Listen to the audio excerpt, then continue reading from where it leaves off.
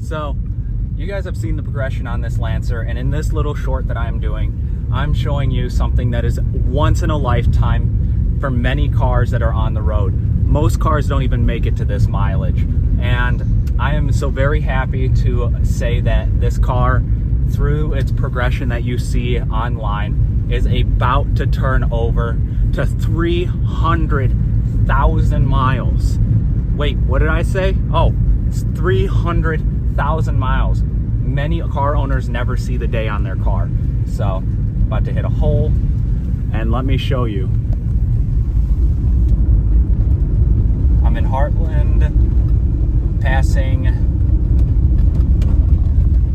Bullard on a dirt road. Going right.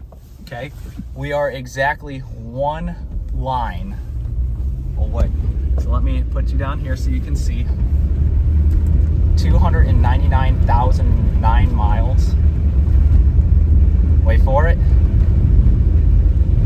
300,000 miles. It is official. A 2002 Mitsubishi Lancer at 300,000 miles. Now I got to get my 300,000 mile hat and sticker to put on the car. Hope you enjoyed that brief view.